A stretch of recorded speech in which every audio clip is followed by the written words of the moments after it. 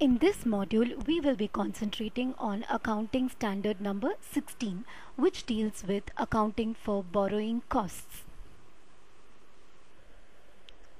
Before we move on to the accounting disclosures, etc., let's concentrate on what are the needs and objectives of this accounting standard number 16, that is borrowing costs. Now, all of us are quite familiar with the fact that all enterprises borrow funds to acquire, build, and to install the fixed assets and other assets. These assets take time to make themselves usable or saleable. Therefore, the enterprises incur what we call as the interest, that is cost on borrowing, to acquire and build these assets. The objective of this accounting standard is thus to prescribe the treatment of borrowing costs, that is interest plus other costs, in accounting. It also concentrates on whether the cost of borrowing should be included in the cost of assets or not. So let us first concentrate on what is meant by the core concept of this accounting standard, that is borrowing costs.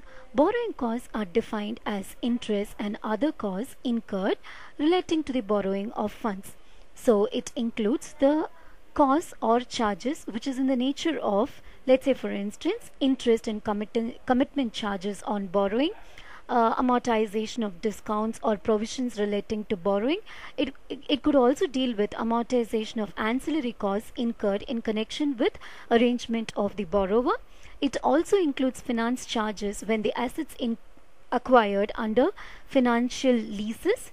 It also includes exchange differences arising from foreign currency borrowings to the extent that they are regarded as an adjustment to interest cost. But this statement does not deal with cost of owner's equity, including preference shares capital. Now let us concentrate on what is meant by direct borrowing cost.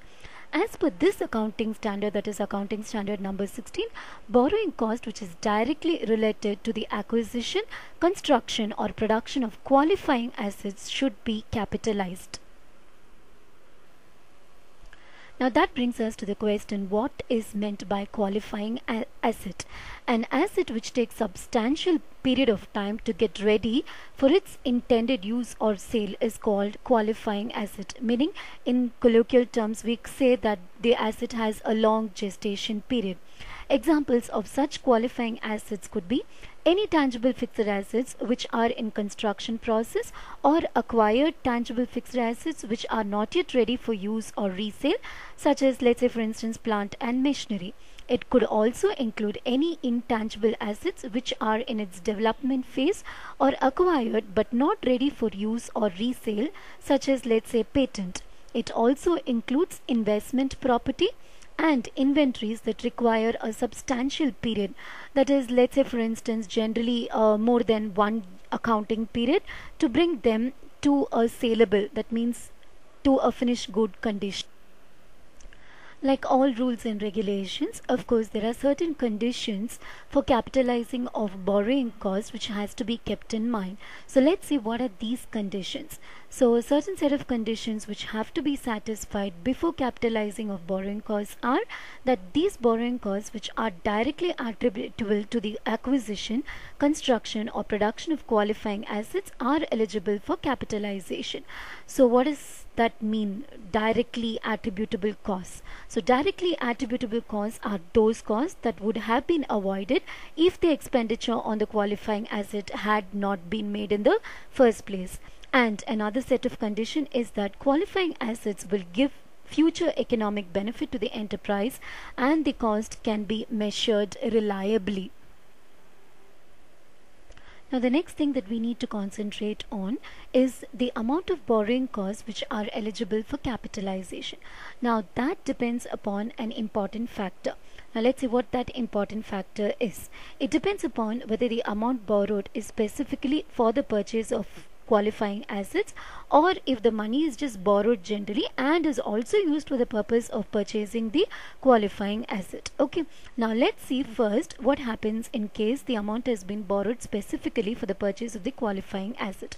Then in such case, the amount of borrowing cost incurred during the period less any income on the temporary investment of the borrowed amount is eligible for capitalization.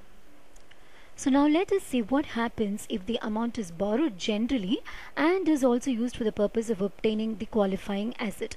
Now in such a case, the amount of the borrowing cost to be capitalized should be determined by applying a capitalization rate to the expenditure on that particular asset.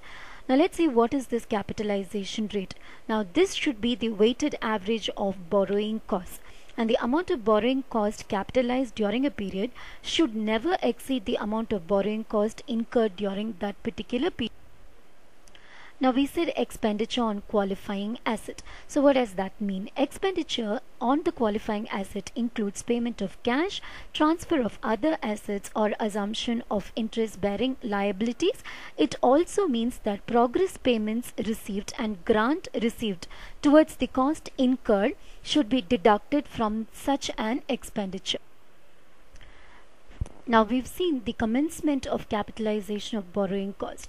Now let us see about the suspension of capitalization of borrowing cost in certain circumstances.